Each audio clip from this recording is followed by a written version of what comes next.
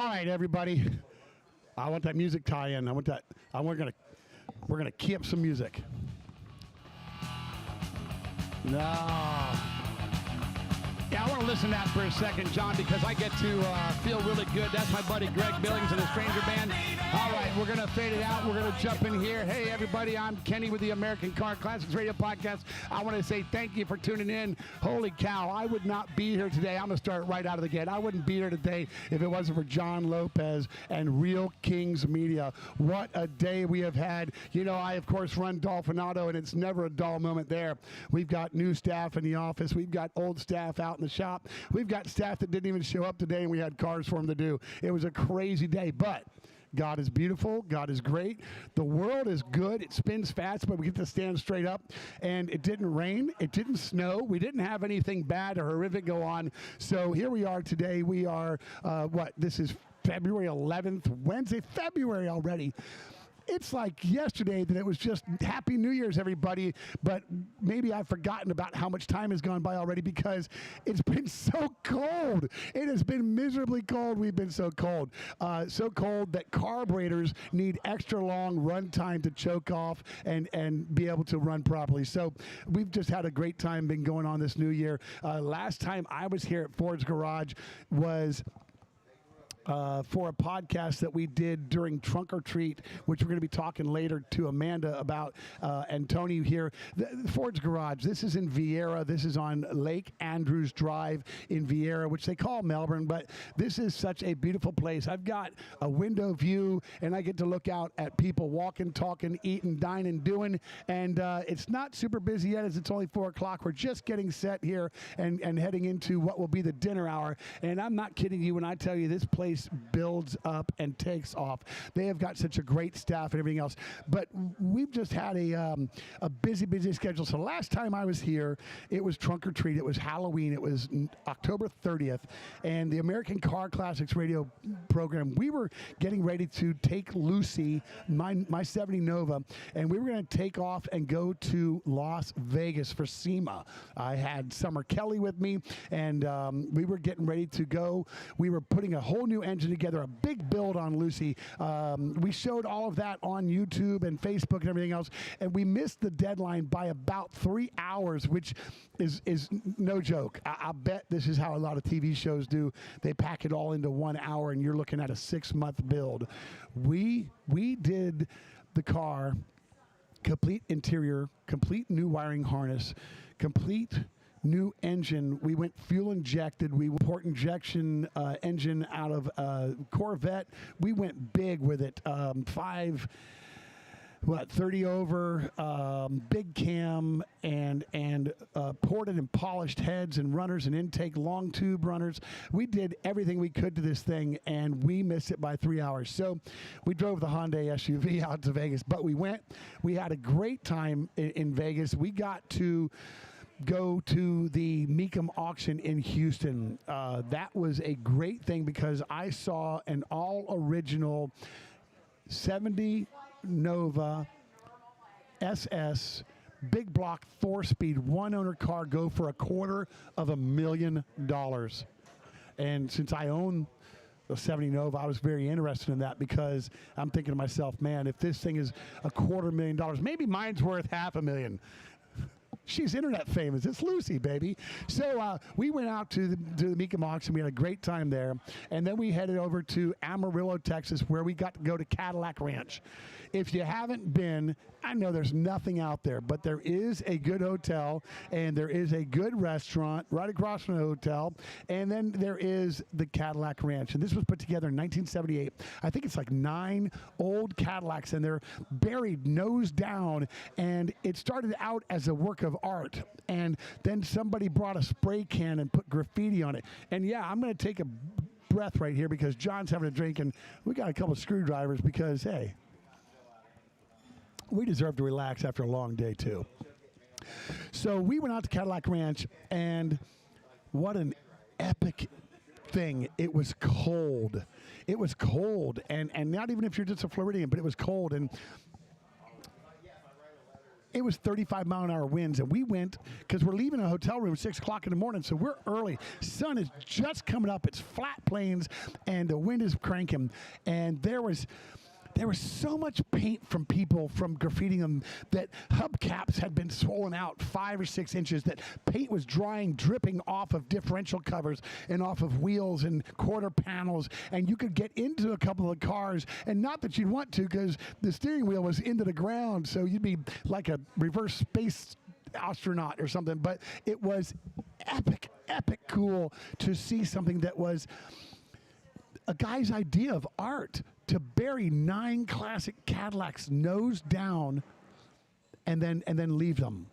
And not only are the cars graffitied, which I wondered when I got there, I said to Summer, I wonder if this guy was mad the first time that a person came out and put graffiti on these. But it has become an iconic adventure for people. We were not the only ones out there. There were people at 6 a.m. with it at 32 degrees, with it blowing at 35 miles an hour, taking pictures. You were smiling so hard, you had little tears running out, and they would freeze on your face. It was incredible. I will never forget the experience of seeing Cadillac Ranch. But then we got in the car, we drove out to Albuquerque, New Mexico. No, that's where Cadillac Ranch was. We drove out to where Breaking Bad was filmed. I wish Summer was here to tell me where that was, but that was in New Mexico. And we had such a great time there that it was festival. It was the Day of the Dead festival, and the town had come alive, and it was just beautiful. And then, of course, we had a short drive into Vegas from there. And when we got to Las Vegas, Summer had just turned 19, so she was too young to go gambling, but we got a bottle of champagne. We went out to the Welcome Las Vegas sign and popped the cork and took some pictures, and then we went off to SEMA. 5 days in Las Vegas. We were wiped out. SEMA, if you have never been, it is it is mind-blowing how much there is to see. New technology. I was blown away by the alignment rack that was all AI.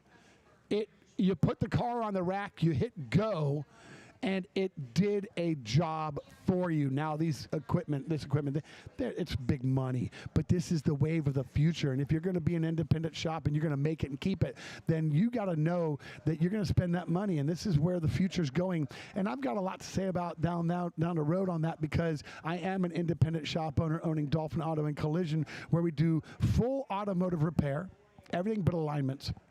We do full collision insurance or cash pay, I don't care. We do rust eradication.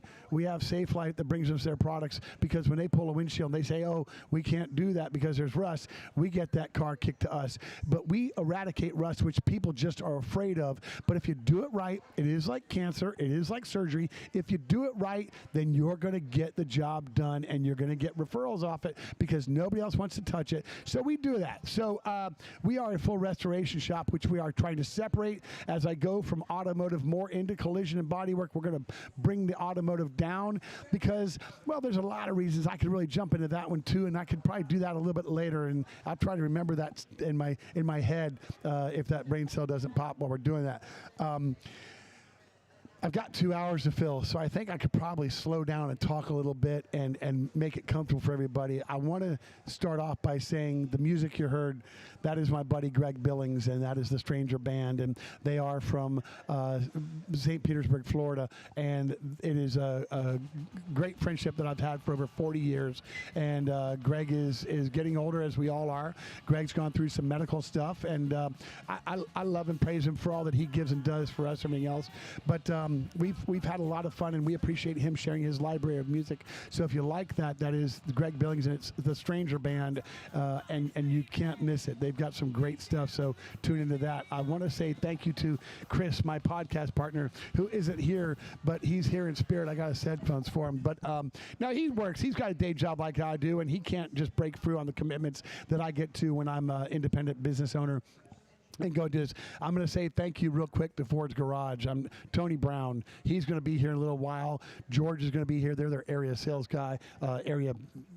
He runs Florida. He runs Florida because because they've got a lot of restaurants going on, and we're going to talk to him about the growth and all this. But Tony welcomed us in here over a year ago, year and a half, and we have built a great relationship with him. We have a lot of fun with him, and what he has done here, there's something special about this place that when it came into this town, people really wanted it, and it was impactful. I guess that would be the word that I want to use in that, because it was so great that people came and stood and watched construction. They didn't like come, oh, it's going to open in a day. We're going to be here now. Let's find out where to park. They came and watched this place being built. And in Vieira, Florida, this place, it might as well be Palm Springs, California, because, John, it's just growing like crazy, man, this place up here.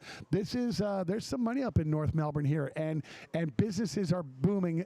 Houses are booming, apartments. They're building apartments and everything left and right. It just is impressive to see how much this area has built up, because I've been here in Brevard County since 2004, and I know for a fact that this place used to be a swamp. So, but what was so great about this restaurant being built is that I had an idea, and I'm not going to say the name out there because it may still happen as an independent restaurant, and maybe it'll take off because I'm a former chef, and I had an idea for a high-end burger joint. You know, and maybe if I say it on the air, it'll be locked down as it's mine. So maybe I get to say that. And then if you steal it, I have. No, you saw it here. No, I'm not going to give you the name of the place. But maybe Ford's Garage will want to buy me out one day and make me a millionaire. I don't know. But they've got it right here. High-end burgers. And I'm not going to spill too much because I'm going to talk with Tony and George about this later. But we want to let them know that we appreciate them for letting us come in here, take over their restaurant, and have some fun.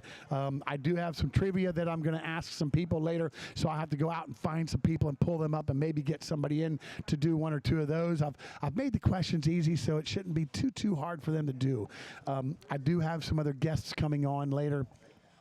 We're going to have Hunter Head come. He is the head sales rep for Kelly Ford. I'm a Chevrolet guy.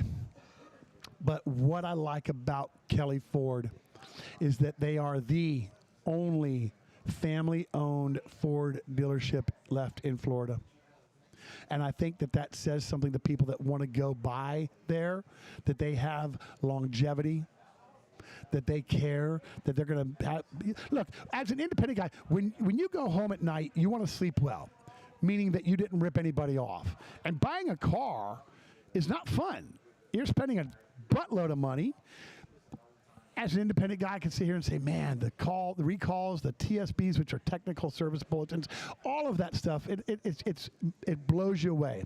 And I've had a little dealer experience up in Merritt Island when I came here in 1994 or 5, and I worked at a Cadillac dealership for a while, and it wasn't for me. I'm not that kind of guy. I'm not supposed to walk inside the lines. God didn't make me that way, and it's okay.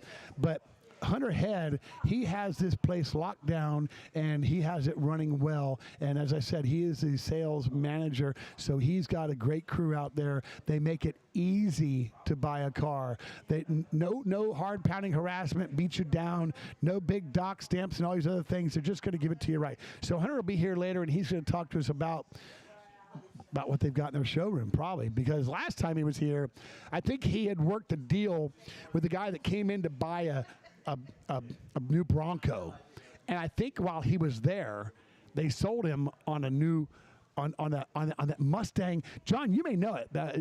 This is the Mustang GT that was here at one of their car shows. It was like one of 350 ever made. It was a big beast or something. So we'll have to find out more about that and everything else. But the other guests that I have coming up, I'll go ahead and call them and they'll come up. And this is going to be Carrie Fink of Helping Seniors of Brevard. And this is going to be my mom, Marianne Schofield. Cassie, I'm going to ask these two to pull up. We're going to welcome our guests right in here, so give us a second while we said that. Oh, yeah. It's a Q&A session. My mom is, you're going to love her. I'm going to tell you before she gets on the headset, come on this way, walk on in, that my mom is 93 years young. She is lucid. She is good. She lives on her own. You're going to sit over here to my right, Mom. Carrie, you're going to come here to my left, and I'm going to make sure everybody has a lot of space. this toolbox behind me, we did not bring that from Dolphin Auto. This is not a tool chest that has wrenches and all that stuff. It has napkins and silverware. But here again, Ford's Garage. Now, Mom, you're going to put these on, and then you're going to make them sit good on your head. She's never done this before. Carrie has. And we're going to bring this down, and I want to get a little mic check out of you. So say hello to the world. Hello. Okay. Now, I don't hear her so well in my headset, but I hear her fine. He'd like to hear you one more time. Count down from 6 real quick. 6, 5, 4, 3, 2, 1. Oh, beautiful. She's in my ear and everything. So, everybody, this is my mom. This is Marianne Schofield, and she's here for a reason, not just to put her on and let her be seen where I've got a little something with her, but she's actually here to serve a purpose, because on my left, stage right, is that stage right, Cassie? Is this stage right? Okay. This is Kerry Fink, everybody. He's not a stranger to the show, and I'm not on his, but he is in command of helping seniors of Brevard. And Kerry, I appreciate you coming out today. Say hello and give me a mic check real quick. Hey, well, it is a real pleasure to be here enjoying this. Every time there's an opportunity to be here at Ford's Garage here in Vera. The food is great, the service is great, and it's always so much fun to be here. Beautiful. And it's great to be on your show, too, and have a chance to talk with you. Well, Kerry, I haven't seen you, so when you walked in, I gave you a hug and I said Happy New Year's, because I haven't seen you since that day we were out at the American Muscle Car Museum. That is Mark Pelock's place. And I'm going to tell you, Florida, you don't have to come here to go to Orlando. You don't. I'm telling you, there is so much car stuff and everything else that you'd want. You want to go big fishing? You can do it here. You want to watch shuttles and rock? You want to hear an old Auga horn? Come to Ford's Garage. They got it going on every time. I don't know what that does, but every time there's a reason they do it. When they do it, I have to find out what it is. So, but when we saw each other last, we were there, and you were doing your year-end car giveaway. That's right. It was spectacular. Thank you. You are getting ready to kick off a new season. Correct. Have you kicked it off yet? So, yeah, actually we did. We were just out at a great car show called the Higher Power Car Show. It's there at Trinity. Amen. At Trinity Wellsprings Church there in Satellite Beach. And for years now, this is actually our 10th annual Helping Seniors Car Raffle. And every year that has become our official kickoff moment where we announce the next car raffle. And so we were there. They sent us out with a beautiful Chevrolet Colorado pickup truck. It's one of the cars you could win in the contest. And so we had a great time. And we also had a Mitsubishi Outlander, which is another great car in the car raffle. And it's a big fundraiser for Helping Seniors. And what you were talking about, of course, was when we had the opportunity to actually do the grand drawing for the car raffle. You were actually out there. You did some segments and things right there from the American Muscle Car Museum. What a blessing it is to have that kind of a place to be able to do that kind of an event here each year. And what a crowd turnout. I don't know, Kerry, honestly, the amount of people. I'm gonna guess 1,000, give or take a couple hundred. Yeah. So Mark Pylock, who knows a thing or two about the people on the property, said throughout the day he thought they had over 5,000 people attend. Wow. So it was another record day for the Helping Seniors Car Raffle fundraiser. Yeah. And that's always been the point. Is like we'll get in and we'll talk a little bit about Helping Seniors as a charity. Yes. This is the fun part of what we get to do. It's the fundraiser that keeps our little charity going. And so years ago, our founder, a guy named Joe Steckler, was a retired Navy captain who saw the need for doing more for seniors. He was the same guy that built up the Brevard Alzheimer's Foundation, created what they call Joe's Clubs to these days. Yes. And then I met him when he was creating Helping Seniors, which is now 15 years ago. And he said there's more work that we have to do for seniors. And so we all kind of banded together and said, let's see if we can make a difference. And he had a lot of experience with his good friend A.J. Hires, the car dealer, who has one of really just about every car brand that matters. And so he said he helped Joe raise money to build the Joe's Clubs, and he certainly has helped us raise money for the Helping Seniors organization. And it always ends up each year now, this will be our 10th year, where it's a choose your car raffle. So you get a choice of 7 great cars, basically one representative of each of his dealerships, And then it's always fun to see what the winner picks each year. It's just so much fun. I'm glad you brought AJ up because we all turn the TV on and there's this guy, warranty forever. And you often wonder about the littles of that. And I'm going to get AJ on here one day and we're going to sit and talk for a bit. Yeah. But this guy, Kerry, he really cares about the community. Yes, he does. I mean, he's not just a savvy businessman that has 7 dealerships. I am busy. I'm busy with just Dolphin Auto and Collision and this thing here, the American Car Classics Radio Podcast.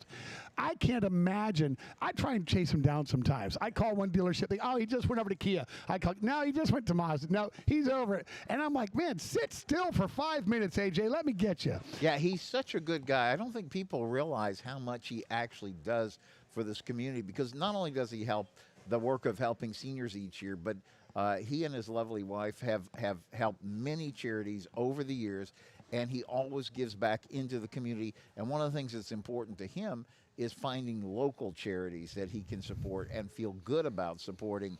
And so we're just blessed that he and Joe had that friendship going those. We were together at Joe's memorial service last summer at Holy Name, and out of his busy schedule, AJ took time to be there to honor his good friend Joe Steckler. Yeah. And we got to talking, and he said, Kerry, he said, I'll bet we've raised millions and millions for charity, because he said, I was working with Joe for all those years. And it's true. If it wasn't for AJ's help, I don't know that helping seniors would actually exist, because his willingness to step up and help us make that car raffle is a big deal. And the other person who's a real hero in this, we already mentioned his name, is Mark Pylock with the American Muscle Car Museum. Without a doubt. Because Joe had gone to Mark actually before he opened the museum and said, hey, we're a charity, we're trying to do this. And Mark invited us to be able to do our drawing there, and we never take it for granted, but he's been kind to invite us back every single year. So this is our 10th annual car raffle, and it's such a great thing. He opens up the museum, everybody gets to tour this collection, which grows by leaps and bounds. It's 500 cars now. Yeah, 500. He's now got lifts to put cars on, to put another one underneath, because you can't expand a building anymore. Gary, it's a huge, huge complex. But 500 of the coolest, cleanest, classic cars that you will ever see. Yeah, and what's amazing to me is if you ever get a chance to talk to Ed Diedick, who is the operations guy, and Andrew Mackey, who runs basically all the events and things like that, they'll tell you that every single car in there has a purpose and a story behind it. It's not like, it's not like Mark just said, oh, that's a pretty car, I want one of those in my collection. There is a real story for each vehicle that's in there. What I think needs to be mentioned about Mark's collection, and it is Mark's collection, even though it's a museum, he is the curator, owner of it, and so they're his. He has 6 GT40s. Yeah, that front lobby. I think when you own one, you're doing something. Yeah. But they all have nameplates, they all have tags, they all tell about what they are and what they do. Are you hearing Kerry very well in your headphones? Okay. All right, so this is where I want to turn the tables a little bit. Kerry and Marianne, you've never met. You got to sit and start talking a couple minutes there. Yeah. But we're from Pinellas County, Florida. Right. And we grew up over on the beach there. Right. And my sister's here today. My daughter's here today. And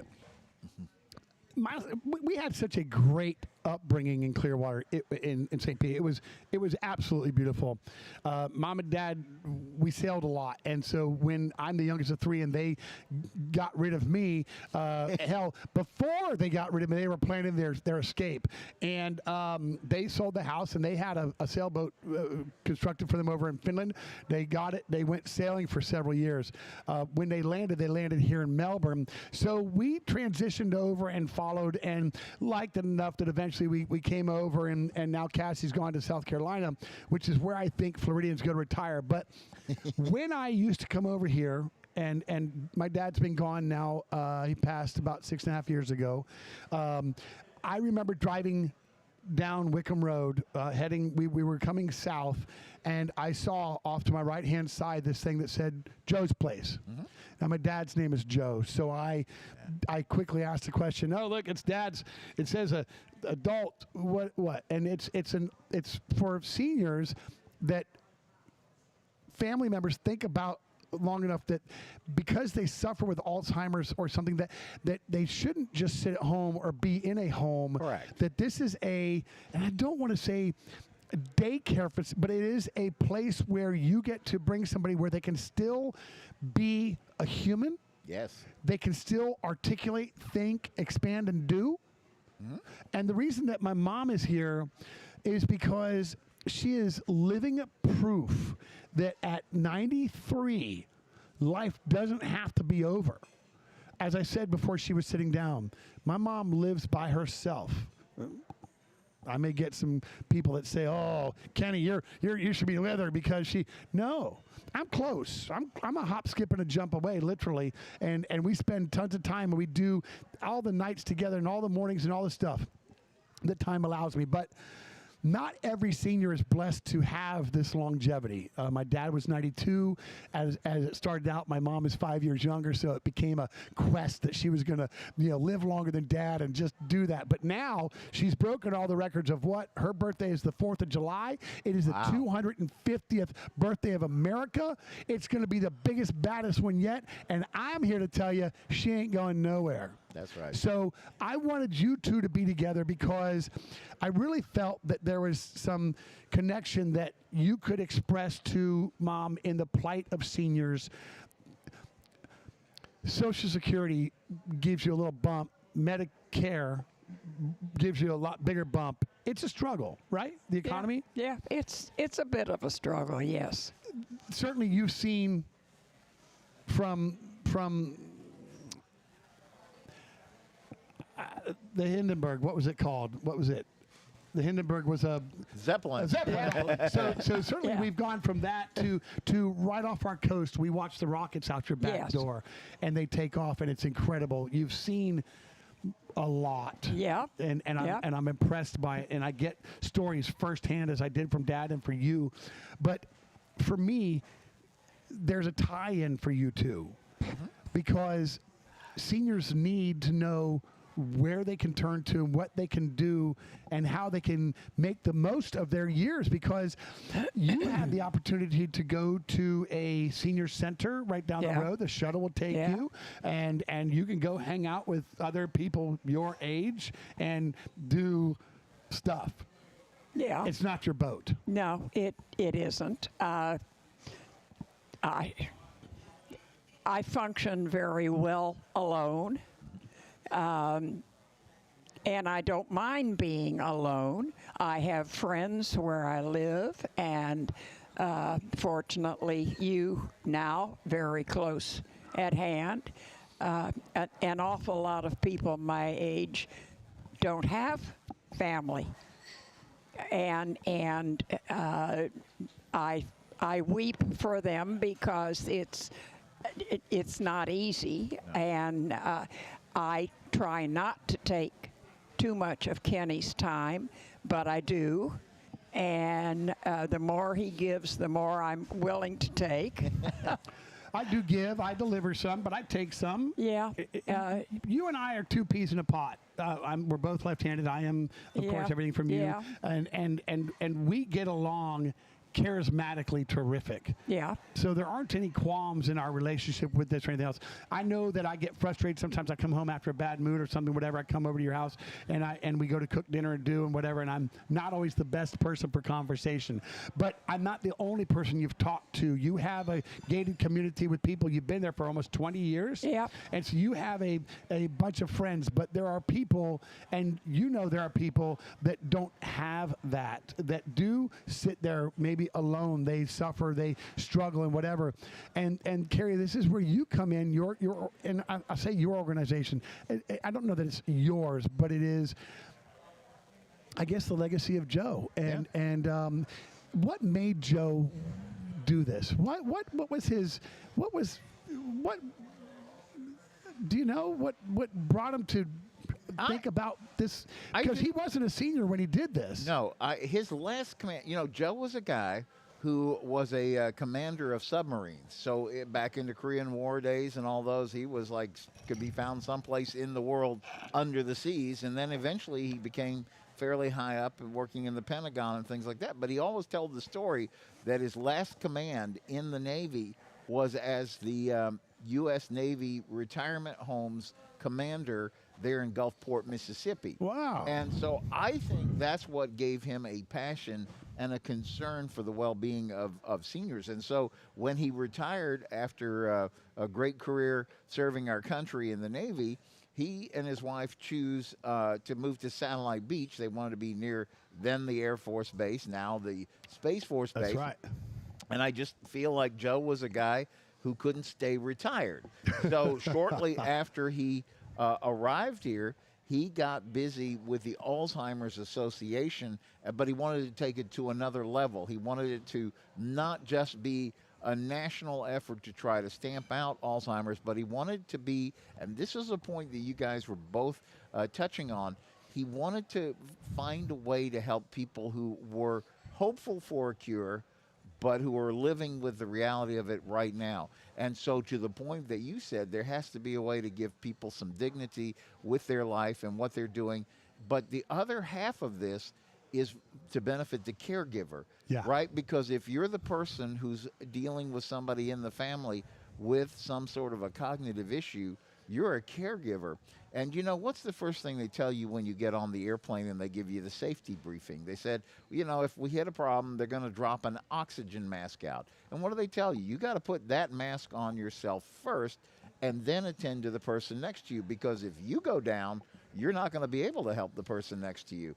And a lot of times that's what we see, is that it is so difficult and so time consuming for the caregiver to try to, they'll do anything, they'll neglect themselves.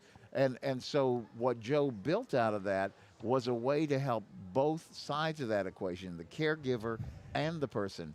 And so I think I mentioned this when we were together on your podcast before. I met Joe as he had retired from that. He'd built that up, got 3 Joe's Clubs established in the county. Yeah, which is amazing. Did you know there were 3? No, I didn't. Okay. Yeah. So there's 3 of them in the county and doing great work. They're great friends of ours. But the other thing that's important to understand is when I met Joe, literally we have had for years a Christian multimedia business. And Joe literally, back in the day, we owned a TV studio building. Joe wandered in off the street and he said, "What is it you guys do here?" And so we kicked up a conversation. He said, "I'm trying to build an organization that I feel like there's more work we need to do for seniors. And I need somebody who can help me do TV, radio, and all these things." And so as he explained it, he said, what I learned in building the Joe's Clubs and everything with Brevard Alzheimer's, he said many families are challenged with cognitive issues. He said, but many are not. He goes, but every family runs into senior issues, and he goes, we need an organization that can help people navigate the challenges you run into as a senior. And so what we found now, here we are 15 years later in the Helping Seniors world, we operate the County Senior Information Helpline. I'm going to give you that number in just a second. Yeah, please do. If you can get a number or get a pencil or some way that Get you your can phone take out down. and be ready to text it. Yeah. I'll give you that in just a second. So we operate the County Senior Information Helpline, which is a free call. Last year we took over 4,500 calls from seniors, their families, That's great. and people who love and care for seniors. And so here's the thing. I'm going to give you that number. It's area code 321-473-7770. 321-473-7770. That is the Helping Senior Information Helpline. And I tell people we're a nonprofit, so we have no reason to exist other than to do what we do. But our business, if you will, is to try to help seniors and their families navigate to a good solution. So what we are, the phone number. The phone number, yeah. Yeah, the phone number is 321-473-7770. And I believe John is typing that in, so it's going to come across our Perfect. screen, so it's going to be there for people to see. So, but here's the point. Like, I joke, I say, you could be the smartest person in the room, But when you run into these things about senior related stuff, you have no like frame of reference. So I joke, like we live here where they launch rockets all the time. So we have a bunch of rocket scientists who live in Brevard County. Yeah. These are almost by definition probably some of the smartest people on the planet. But you're smart in your lane, right? Yeah, your field. So once somebody throws you to something over here, you're like, I don't know. And for those families that run through senior challenges, it usually winds up like this, because we get these calls all the time. They're saying mom can't come home safe from the hospital, so we don't know what to do because, you know, we hadn't thought about this or we hadn't figured out what to do. What do we do? So you could be really smart, but now you're trying to make big decisions under a very strict time frame because mom's got to be out of the hospital 3 p.m. Tuesday or whatever it is. And so what you find yourself doing is making big decisions, but without having a chance to research, figure out what might be best or what's the best thing. And so that's where we kind of come in. People call us, and it's not just the seniors. Sometimes it's the family and loved ones of the seniors. Sometimes it's a concerned neighbor who says, I see Mrs. So-and-so. She lives 3 doors down. Her yard doesn't look like it's being kept up. I'm just concerned. Is she okay? Right. And we get a lot of those kind of calls. And so we get them from all kinds. And then what we try to do, we do what we call senior navigation. We can't solve all the problems, but we're going to try to help them navigate to the next safe harbor, if that makes sense. Yeah. Do you ask when people call you with that question, just in particular, Carrie? Do you tell them that maybe you start off with a welfare check with the police, make sure they're good, but it's a little less escalated than that? This is more of I know she needs help and doesn't know. Maybe they saw a person struggling to mow a yard or something, but no, they can't do it. I don't know that Dad clinically had cognitive issues. But he did, right? Well, yes, but not severe. You were his caretaker, Mom, although he didn't need a lot of minute by minute or hour by hour care. No. But he needed help as he got older to move around, to have some of those conveniences that would have been difficult for him just to get up repeatedly and get and do. And you were there and you gave it to him. I think we struggled with Dad maybe 3 or 4 years, probably somewhere in that. Yeah, close to that, yes. Yeah. And so we never called anybody, Gary. I think that we relied on family, as my sister was here still with her husband, and we had our own little network. So I think we felt we were okay. But I go back in time and I say how beneficial it would have been to have just, if not a facility to go to or a book to read about what to catch up on or how to figure it out, but a person to talk to in that, because it wasn't something that emergency services were going to help you with or anything else. And you could call hospital and get that. So where else do you turn? Exactly. And then the communities that don't have this, I wonder what they do.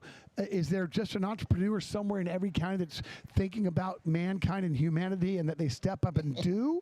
Probably not. Well, I think, it's an interesting, there's several topics we just covered in there. First of all, I've met your family. You have a beautiful family, and you guys are really blessed with that.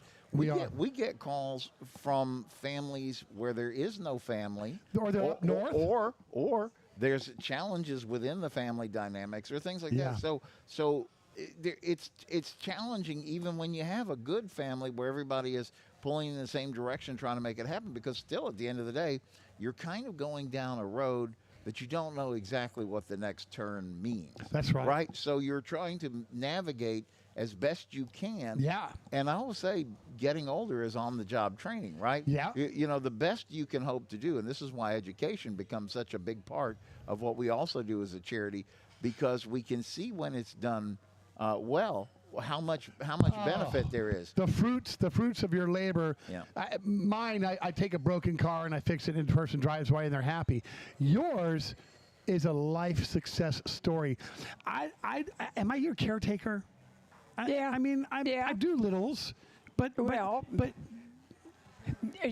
you follow through.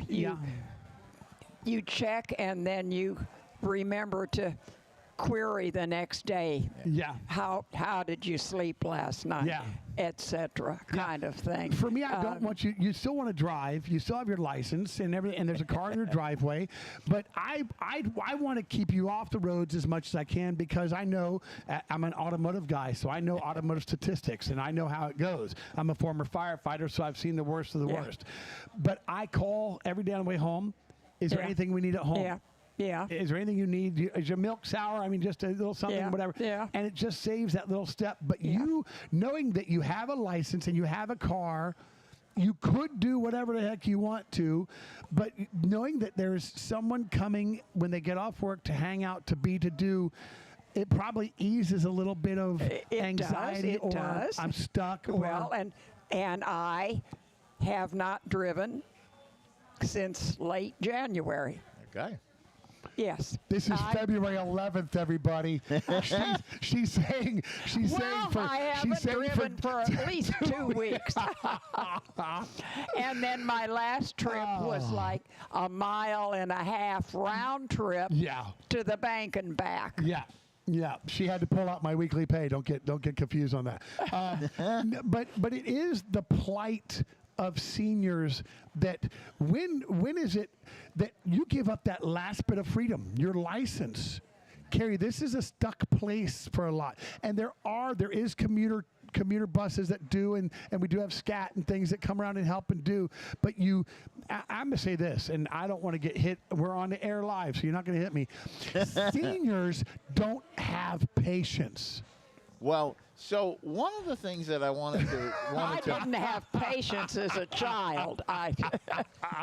One of the things that I want to be clear about is that in the 15 years we've been doing helping seniors, the key is just like when we're younger people, we're all individuals. You know, we all have our different ticks and things like that, but we all are flawed in some place, right? If we're honest with ourselves, and so everybody has different challenges. It's the same with seniors. Yeah. Not everybody hits the same challenge. However, having done this now for 15 years, we recognize there's big, broad categories. And so we've talked about something that builds on something Joe Steckler talked about. He said every person should develop an aging plan. Okay? So we call it getting your ducks in a row to try to make it feel a little less serious. But here's what so think about it. When you were a kid in high school, every time you'd meet somebody older, say, well, what is your plan? Are you going to go to college? Are you going to do what's your career going to look like? And then when you get a little farther in life, they're going to come to you and say, okay, so what's your plan? Are you going to get a house? Are you going to send your kids to college? What are you going to do? How are you going to do this? And then people later on will come and say, well, what's your retirement plan? But what they're talking about is your money. They're not really, and when you answer the question, you're thinking about which golf course you want to play. Yeah. Or I want to take that cruise, or you have something in mind that's not necessarily what could actually wind up on your plate as a senior. Right. So at the end of the day, what we've understood is that the aging plan helps you, just like here in Florida, we understand what a hurricane plan is. Yeah. It does not mean you want a problem. It means you want to have thought through, well, if I start to run into stuff, I'm going to make sure I have the batteries. I'm going to make sure I have the generator. I have an evacuation, whatever it is. That's an evacuation plan. Right. That's what I'm looking at there. Yeah. Seniors, they're not leaving. They're here. Right. So you need a ducks in a row. Get your finalities figured out. I will say that I commend my mom and dad. They have been great educators to my sisters and I. You had your cremation stuff done. 2004. Which is brilliant. But I want to be real careful to interject this. So an aging plan is not about death, actually. It is actually about your life. Yeah. Okay, so yes, that's one part of it. It has to be in there. Yeah. But the point is actually for everybody, given their particular situations, how can you maximize every day that you have? Because all of us have different challenges. Some are going to be financial. Some are going to be medical. There's going to be different things that different people have to work their way through. Yeah. How do you get through this? So we've come up with 7, we call it, if I can do this right, 7 pillars that we talk about in the aging plan. And so a couple of those that we started talking about, so like the very first one that we talk about, and if it's okay with you, I'll just run through them real quick. Absolutely. The first one we talk about a lot is your health. You know, it's always been said, if you have your health, you have everything. Right? Yeah, we talk about having your full faculties. Without one of them, something you start to mentally then.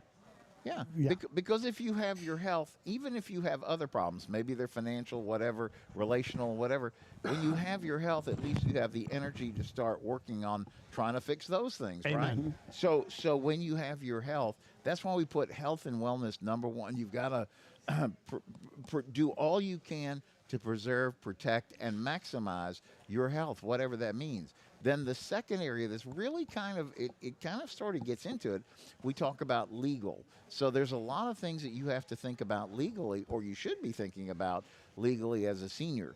So we are talking about those end-of-life things like, do you have a trust, a will, or all those kind of things that we know we should put together, and we should have that. But it's not just that. There are also medical decisions. If I can't make a decision for myself, who do I trust to tell the doctor what to do next? And here's the point. So I have an elder law attorney friend that says this. He says, if you don't have a plan, it's okay. The government has a plan. Yeah, but you don't want to go by that government plan. So that's what I say. It may not line up with what you have in mind. So taking a look and getting your legal ducks in a row is important. So that's the second pillar.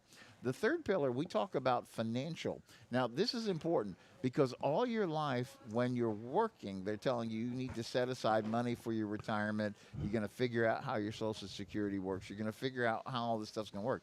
The challenge that folks are dealing with now, we have the lady who is she volunteers her time as our treasurer for our nonprofit. Her name is Tisha Hill. She's like a big wig with Ameriprise and Black Sands Wealth Management. And she always says, Carrie, she said, in the industry, we call it longevity planning because people are having to understand I'm going to live a lot longer than maybe I originally thought I was going to live. And I want to make sure that I have enough resources to get me through all of that. Yeah. So here's the point. I love to tell this story. So we're all old enough that we can remember a few years ago, there was a national, Willard Scott would come on national TV, I think it was NBC Today, and he would honor the two people in America who had turned 100, they would send them a boatload of Smucker's jam or jellies or something. I remember it. Okay? So now, fast forward, we have so many people who are turning 100 every single day in America. So I always say we have more seniors right here in Florida for three reasons. Number one, people are turning 65, one every 7 seconds across the country. Wow. So we are having all the boomers, all the millennials are starting to age into that. And so what is happening is we have more seniors coming in on the young end. On the other side, seniors are just flat living longer. So we get more seniors on the other side. They're just flat. So we used to tell this story back in our business days in New York City when we would go and talk to advertising agencies about the value of an older market. We said in 1900, if you turned 50, statistically, you were dead. Oh, shit. You know? I mean, that's literally, that's what life expectancy looked like then. Today, and this was 20 years ago when we quoted the statistic. Today, we would say if you turn 65, your average life expectancy is another 18 years. So think about what is going to happen with the advent of AI to help us figure out medical procedures and things that are going to help. So we're just going to be living longer and longer. So we have more seniors on that end too. And then the third reason, of course, here in Florida, everybody wants to join us in Florida because it's a great place to be. Yeah. Yeah, the snowbirds and then the retirees. So those are the first three pillars. Okay. So continuing on, pillar number 4 is every senior needs to make decisions about, most of us say we want to stay home, but we need to think about staying home safely. I worry about staying at home, the walls close in. Yep. Eventually, the walls close in. So I come to you and I say a lot to you. Don't you want to get out today? Do you want to go do this? Do you want that? And you, let's venture at something. Sometimes it's just like, nah, I'm good. Yeah. Yeah, but it's every day. I worry about her mental worth on that because she is alone. There are a couple cats, and they do keep her happy and busy. but I work. So I worry about the four walls closing in. Well, but you're so blessed that you are in a position to say, this is what I feel like today. I want to do something. Yes. I don't want Yes. to do something. You're blessed to have that choice and ability to communicate that Yes. too. You know, and so you guys have such a good relationship because you guys will talk with each other. Like a lot of times, the challenges we see, you know, there's a whole thing that we do about training younger people to talk to older people, and half of it is listening, right? Listen, that's a big one. I'm going to stop you because my sister, who lives in South Carolina, and I'll say this is Cassie Wilson, she's the one that I turn to when I get frustrated because I don't always know how to do this. And when Dad was gone and when I came into this role where I'm here to be with my mom and hang out and help out or whatever it is that you want to call it, I would say to Cassie, I've never talked dumb or talked down to my mom or anything. My dad, I don't know how to do this. Her hearing has gotten a little worse, and I come home frustrated, and my tolerance is about this much, and I will call her at times and say, look, I'm what do I, and she will give me that soothing, calm something, but I will say that Tiana and I will say that my friend Darren, they have helped me to learn to talk better to my mom. Well, you know, it's a challenge because a lot of times, you know, my dad said you can't put an old head on young shoulders, which means when you're younger, you know, you don't really understand everything that an older person is going through and what they're having to. And so a lot of times we'll make dumb decisions. Like if you're frustrated with an older person and saying, you know, somehow you explain something, you want them to do it, and you, instead of giving them the time to process and understand what's being asked of them, you know, a lot of times our flippant answer is going to be short. I've got it. Just sit there. Or if we just yell it louder, that's all of a sudden going to make it better. Yeah. And so part of it is so this is why this whole thing about helping people understand, seniors understanding. We love to do things multi-generationally because that helps. So there was an ad agency that focused on 50 plus, and they had a photograph of a 60-year-old woman, and she was obviously very good at swimming. That was her sport and things like that. And the subtitle next to it was, you know, you see me, but everything that you hope to be, I have already become. And we forget that, right? Yeah. That the senior has all this life experience. That's Absolutely. valuable. All this, they deserve. What does senior mean if you have a position in a company? The more senior you are, the more responsible you are. Other people are reporting to you. That's right. That's how we should be using You the term command senior. command respect, but not often with a senior citizen as opposed to a senior staffer. A senior citizen, you know, their driving is a little slower. Yeah. Maybe a little harder around the corner. Maybe we're slower with a cart in the store. Maybe we're picking the wrong line or standing in the middle of the aisle. And other people that are youthful, that are young, that are fast, they need to get in, they get out, they just want that one item, whatever it was. We are cumbersome to them. We are in their way. We are, you know, and so there's accepting that your role isn't part of the mainstream anymore. Right. Right. Well, there's so many dynamics in all of it. But the thing I do say is that for all generations to understand what's going on, because, you know, you live long enough. I remember Joe used to say this. He said, Gary, getting old is not easy. How old was Joe when he passed? We lost Joe at age 91. And to be honest, literally the day we lost him, I had just spoken to him the evening before, and he was, Carrie, you guys got to keep this going. This is so important. It's more important than when we started it. And I agree, Joe. We're committed. We're going to keep it. We're going to keep it going. But so his mind was sharp. His body just gave out. You know. A number. What are we on? 5 or 6? We're on. You didn't do all 7. No. So I was. Yeah. So actually, technically, I was on number 4, which is about living safely at home. Most of us say we want to live safe at home, but we need to be wise enough to figure out what that means. Yeah. So things like figuring out what are trip hazards? How do I make my home safe? Do I need to do modification? Should there be a ramp? Should there be handholds in the shower and things like that? How do I keep from falling? There's also points like security. like, how do I keep my home safe? I mean, we're in the middle of this drama of this With the story Guthries. Yep. out in New Mexico. So how do we keep people safe at home? And then we kind of lump it in there. It's not exactly staying safe at home, but it's trying to keep seniors safe from scams. So you got to keep you got to keep your money safe. You got to keep all those things together. Otherwise, something dramatic could happen, and now whatever you had planned will be out the window because the money's gone. So that's the fourth. The fifth one is a lot of times people will choose a different senior living option. So they might make the calculation, you know what, this was a great home for raising the kids when we were all here. I don't need this much space. It's too much to keep up with. Give me a spot where I can have, I don't have to cut the grass, or I don't have to worry about it being cut. This is them again 20 years ago. Yeah. They planned that Dad was 74 and he got on the roof. He was on the roof and took a fall, and stubborn as I all get said, out. stop. Yeah. And you all started thinking about what we should do to make life simpler as we get older. Yeah. And this is what I tell you, they are the poster children for your group, because they really were methodical about each generation and each decade as they were getting to it. So they went to an HOA.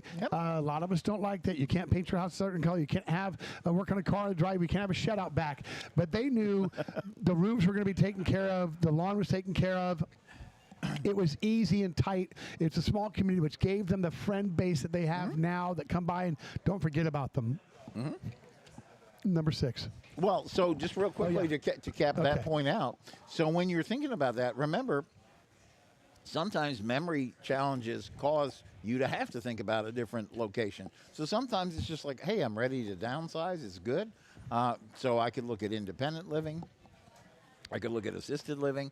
And for a lot of us, what we don't understand, or because we recognize our own experiences growing up, maybe to go see great-grandmother or grandfather at the, quote, old folks home. And that was a horrifying experience, you know? No, we remember Geraldo Rivera in 2020 where they were chained to the side of a post in a hallway. It was a catastrophe. Yeah, it's not like that anymore. It's like living on a cruise ship. I mean, it's all different. It's also like paying like you're living on a cruise ship, because I don't want to drag it out. I've got other stuff, but I mean, it's a tough one. Yeah. So that's point number 5. Point number 6 is what we call transportation and organization. It is thinking about those things ahead that we were talking about. Like, you want to decide, like, if I can't drive, how do I get where I'm trying to go? All those kind of things are important. Organization means, like, if something happens to me, and just saying the paramedic has to come in, will they be able to know what my medications are? Will my family know where my paperwork is? Different things like that. And then number 7, which almost takes us full circle back to health and wealth, is Medicare and Medicaid, because you have to have that in place if you're going to manage your health. And there's a lot of things that everybody needs to know about it. So those are the 7 steps in an aging plan. I love, Mom, that they all are things that we have thought about and addressed and tackled, because we talk about the safety of the home. We talk about the scams. We know that they're everywhere. Mom takes her mail. If it isn't something that she knows is pertinent to her, right in the garbage can. She doesn't answer the phone for anybody that is not in her call dial. Right. It just keeps it simple. Yeah. The old thing that they taught us was KISS. No. Keep it simple, stupid, and less is more, and it's easier to manage and do. You guys are doing so many things right. Yeah. You know, it's really good to see. I love that. All right, well, this is where I'm going to dump down. I know I've got some other people coming in. I think there's some food down the road for me. So I want to say, Carrie, I love you, and I appreciate building this relationship with you and having us. He wants a picture. Yeah, we're going to do a photo, so I have something to post out on our Helping Seniors. Absolutely. So Yeah. So. Take many, film is cheap. Yeah, he says film is cheap. I love it.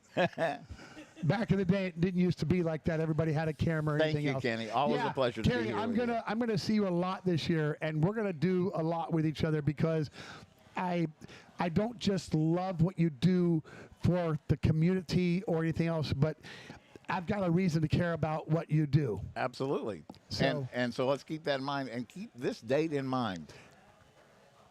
October 25, 2026. That's the date. You want to get that on your calendar right now, because that's going to be our 10th annual Helping Seniors car raffle. So I expect to see you, all of you guys come on out, and we'll have a lot of fun that day. We are going to work with AJ and Mark, and we're going to try to make this year, I think it's worth an anniversary date, and we're going to try and up the game somehow. And I might try, I think I might try to dump $1,000 into the winner's car, and we'll just see how that works for the year. Let's figure it out. All right? Let's do it. So, Carrie, thank you, Kenny. Thank you for everything. And so nice to meet you. Nice to meet you. All right. God bless Yeah. you. Yes, Good success. Marianne. Thank you for coming out and being here with us. And you're on stop film. it. You can't hit me.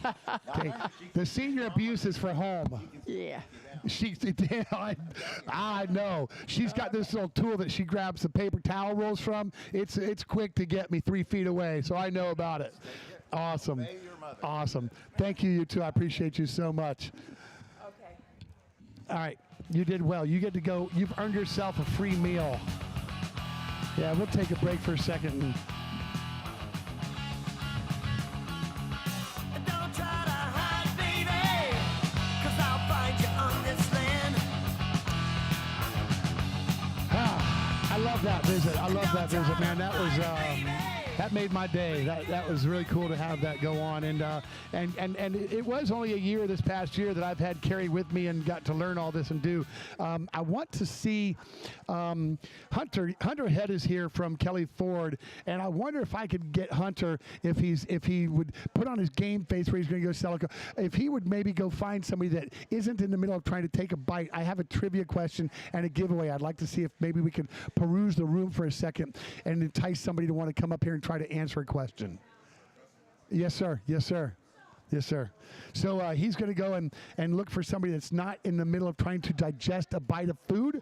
The restaurant is packing up. And the bar, man, we're going to talk to Tony and George and Amanda. We're going to be talking to them about the bar because they do something phenomenal out there. And yeah, that guy right there, I'd like him. So we'll see what Hunter can pick up and do. There you go. He's got one on the hook. We're going to pull it off. He looks like an extra large, doesn't he? Let's see what we got here in shirts. I've got a good, easy question for him, and I think it'll be worth his time if he'll jump up here and do. Here he comes. That's awesome. We're going to throw this gentleman on the headphones. Hunter, thank you for doing that very, very much. Hey, how are you? You throw these on real quick for us. Yes. Absolutely. Your drink is fine here at this table. That's right. All right. Tell me your name. Elias Soda. Elias Soda. Elias, I am Kenny. Great to meet you. This is our show. It's the American Car Classics Radio Podcast. Awesome. And I got some trivia questions that I wrote up here, and I don't think they're too tough. Do you have a significant other? Yeah. You do. So if I were to ask you, what restaurant would you be taking your Valentine's date to this Valentine's Day? You'd probably give me an answer like a nice eatery. What would you be thinking about? Does it have to be specific? Like, do I have to give you a restaurant name? Well, no, there's no real answer to anything. It's whatever answer you want to give, but Definitely Italian food. oh, Italian? Yeah, definitely. Okay. Yeah. You love that the best. Yes. Right on. Hi, Amici's. Amici's, Most okay. likely, yeah, Amici's. That's right here around the corner? That's right there. All yeah, right, all right. yeah. Very cool. Well, yeah, you get a winner for that. So here's a T-shirt Awesome. from our show. So I appreciate you taking time from the bar and jumping out here real quick and giving us that. So you're enjoying your time here. You're Awesome, here at yeah. Ford's Garage. So Yeah, the happy hour is beautiful here. the happy hour. Oh, yeah. That's what I'm going to be talking to Tony about because they do this phenomenal burger and brew, $10. Now, you're stealing it. Without doubt. I mean, You're literally stealing it. Absolutely, absolutely. So, all right, well, enjoy your time here, man. Thanks right. for coming out there, okay? Okay. Thank you very All right, much. take care. All right, so that was fun. That was cool. Right off the cuff and everything else. So I'll say now that he's gone, I made this kind of easy. I don't know that you all are picking up on this, but the first question was, on Valentine's Day, where would you take your spouse? I didn't have anything written out as an answer like, Ford's Garage. He went off the cuff and he gave me his own opinion, but that's how it works sometimes, So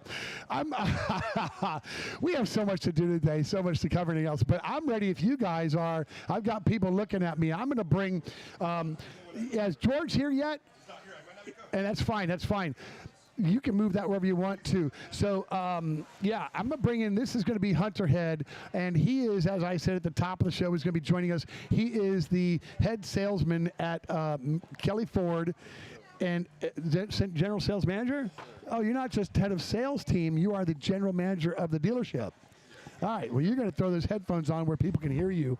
I have said it wrong because I knew that you were a salesman out at Harley Davidson. Oh, yeah, yeah.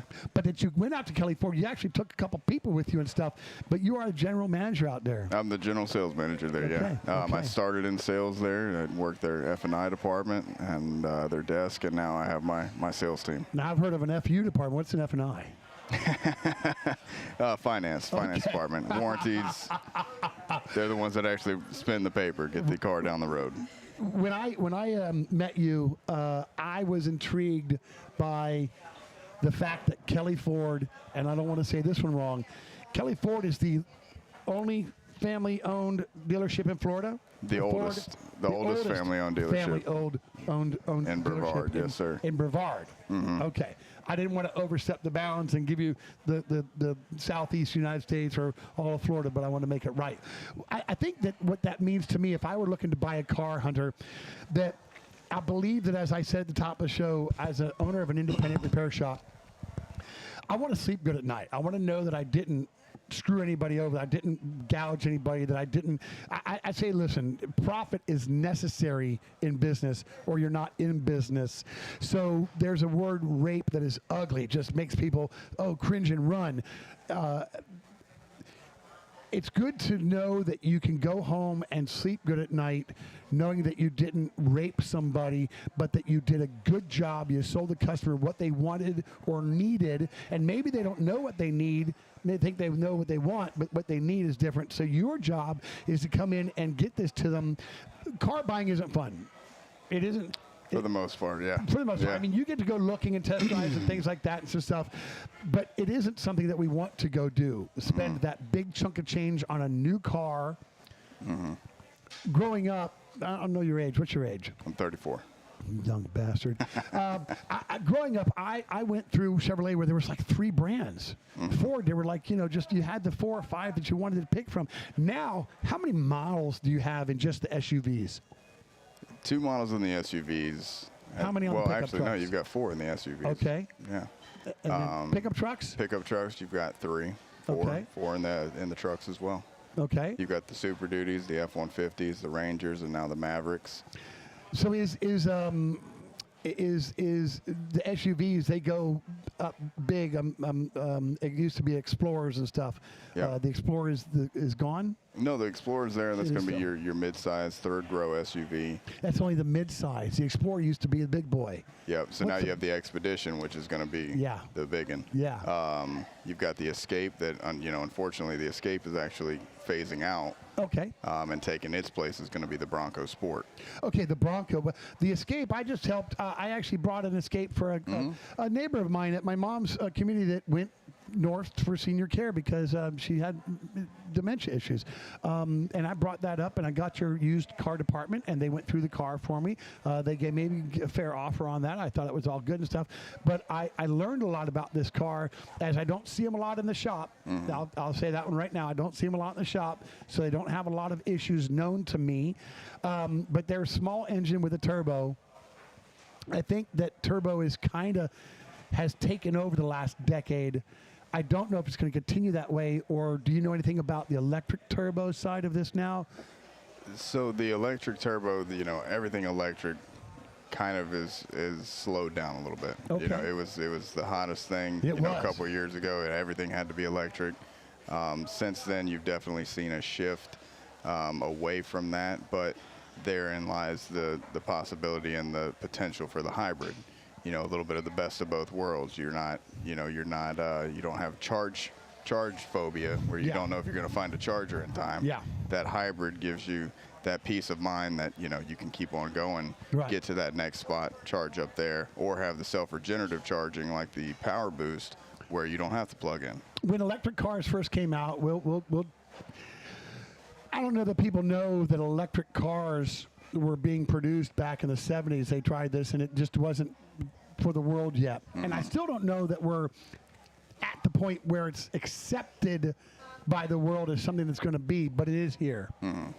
And it may have highs and lows as it pulls in and goes out and does some stuff.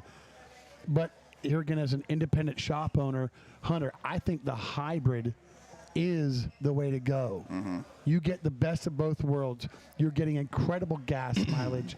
It isn't something that has to be in a little car. Not at all. And I think that it is giving people the ability to travel good distances without the plug-in phobia, because we wondered when they were building the bank out there at Five Guys in Brevard down in Hammock Landing in Palm Bay, that thank God there's a Five Guys next door. I mean, I can go and hang out for 45 minutes while I charge this, or longer. Now, everything's changed a lot, and progress has been made, and technology advances like always. So the game is changing on it. I think when I was in your dealership,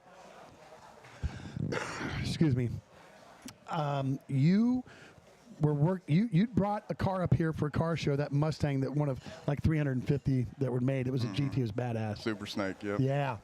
And you sold that. And the thing was that when you sold that,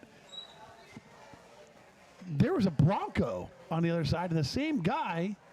Now, I don't know what you did to get them, but they're attractive, the Broncos. Oh, yeah. And he bought that one too. And or maybe he came in for the Bronco and he ended up buying the Super Snake. I'm not sure which way it went, but what a great day to sell that beautiful car, but another good Bronco out on the road. These Broncos, we're seeing them everywhere. They're everywhere. Real quick, I'm going to jump in here, John. I introduce Tony Brown, General Manager of Ford's Garage here. I don't know the numbers, but it's Lake Andrew Drive. What is it? 5480 Lake Andrew Drive. 5480 Lake Andrew. Listen, if you don't know this place, get down here, because it's where it's happening. You don't have to go to Boston to get a Cheers. This is a great place to be. What's new at Kelly Ford? What do you want to tell people that 2026, the new line of cars? Is there something that Ford has done that has excited you this year? So you're gonna see, you're actually gonna see some custom stuff coming out of Kelly Ford. Okay. So that is in the works. I don't want to give too much away on But we want you to. that front. We want the drop. You'll see it at our next car show. I can guarantee you Well, that. That's going to be your drop. So that segues. I mean, Tony, how are we doing? How are we going to keep the down low on it? There's a car show coming up, and are you talking about the one that's like really around the corner? We've got some stuff to bring out to that one that's going to definitely turn some heads, and then the ones coming down the pipe. Just stay tuned for that. Doing a lot with the trucks, doing a lot of upfits on the trucks, some things that are really gonna. Dude, what can you do to your truck? We came out here for the Christmas. Was it Christmas where you all had that truck and the was it the Harley Davidson truck? Yeah. Built that thing, man. It was cool. That was huge. That was a lot of presents for those kids. That was huge. You filled it. Yeah, we did. Great community, man. They care. They want to do all those great things. They do, but the truck is huge. So what? I mean, other than bigger wheels with spiked lug nuts, I mean, what more can you do to these things? Listen, I wanted to buy it. Hunter wouldn't sell it to me. You can always go bigger. You can always go faster. You know. Yeah. There's tons of room for growth. And you're going to show us what that might look like That coming is out the of Kelly plan. Ford. Yes, sir. I love that. I Yes, love sir. that. And you know, you kind of hit an important point. You know, you're mentioning, you know, us being a family-owned dealership over the last 50 years and that trust. And you know, you mentioned the cost of doing business, and just recently there was another dealership. You know, we'll leave them unnamed, but kind of put a spotlight on us because we have we've got a pretty reasonable dealer fee, but we have a dealer fee. Okay. And you know, everybody's like, oh well, you know, I don't want to pay a dealer fee. It's nonsense profit. What they don't see is the ability that I have because of that dealer fee to stand by our customers. Okay. Explain that. They don't see all of the money that I spent in 2025 taking care of our customers. You know, on ins and outs that came up with ownership of any mechanical machine. There's going to be things that come up. you know, and you don't want to buy something and then feel completely on your own. No. You know, and over the course of last year, I mean, I probably spent and signed off on close to, if not over, $100,000 worth of work on just little things, you know, ins and outs, things that, you know, they were just unforeseen, but we weren't going to leave our customers stranded. Okay. And that comes from that pool of dealer fees. You know, that's not the Hunter retirement fund. That is our customers' money. Because we want to know what a dealer fee is. Yeah, absolutely. I mean, it is the cost of doing business, but it's not you know, we're all going to go eat filet mignons after the deal is done, right? It's preparing ourselves for the future. And of course you have the warranties, which I'm a huge, you know, advocate for the warranties and things like that, because again, it's a man-made machine. Things are going to come up. 100,000 moving parts on a car. Absolutely. At Dolphin Auto, where we do restorations as well, when you take one apart, you'd be surprised how much damn room it takes for parts on a car. And now, servicing a lot of these are dropping K members, lifting cabs, and so you're a lot of separation, which means you've got to have a lot of bay room. Yep. I'm a Chevy guy. A lot of people know that. I love the Chevy classic cars, although I do have a 70 Ford Maverick. I drove my 23 Ford Fusion here. I only take it to one dealership, and that's Kelly Ford. Yes, sir. Yes, sir. You guys have my VIN in your program because that's where I bring it when I need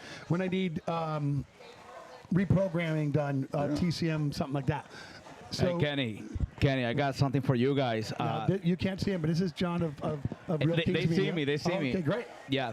I got something because this gentleman right there, he's been doing so great in some videos, and I would like to showcase something the season that we just passed for the NFL. Yeah. And I got something ready that I can showcase to everyone out there watching this episode.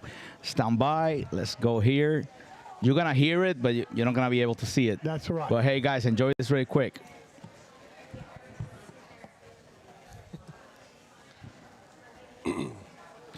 Look at that guy right there. You know that face right there? That's Hunter and his team.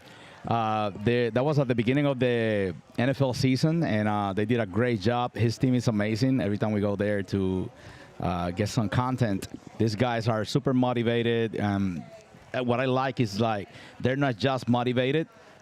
They actually have great prices. I've seen testimonials, live testimonials of these guys over there, and people taking advantage of these benefits. So definitely amazing thing. I just want to point that out. Outstanding. All right, done. I love that. Thank you for that, John. I appreciate that very much. Hey, can I get your autograph on it? It is. Look, After the show? the dealerships are I'm going to tell you, because I've bought new cars, and you go and you shop, and my job is in the repair department is, look, I've already bought this car once. I don't want a big bill. I don't want to buy it again. I don't want to. But maintenance is important. Your warranty plans. Do you have well, what do we see a lot of now? We see a warranty forever programs out there. Does Kelly Ford have a program available to keep a warranty under that without having to go to an aftermarket brand later? So we don't do a warranty forever, no. And the reason being is, with that warranty forever, there's always a caveat. There's always, Absolutely. you know, oh, well, you missed your oil change with us. You didn't do the recommended service with us, so now you're on your own. That's you right. know, and we don't. It's a bait. It's a bait, and you know, then they justify their higher prices because they have a warranty forever, and then, you know, I'd rather just be upfront with you. You know, if I don't have the lowest price, you know, if you're looking for the lowest price and you can't find it with me, which is a rarity in itself. Okay. But you know, that's not your vehicle. That's not the one that is right for you. You know. Right. But I stand by my customers. That is one thing that, you know, if there's an issue, if there's something going on, if, you know, I've even had customers that bought a vehicle and then turned around a month later and, you know, hey, look, it's not for me. Right. All right, well, I'm going to help you get out of it. You know, Okay. that's no problem. Let's figure it out and let's get you into something that's going to be right for you and your family. Yeah, I was going to say the first question is, well, what is going to be right for you if this is not? And then you get to help them with that, you know, show them the next one, bigger, smaller, higher, lower, whatever it might be, more Yep. powerful.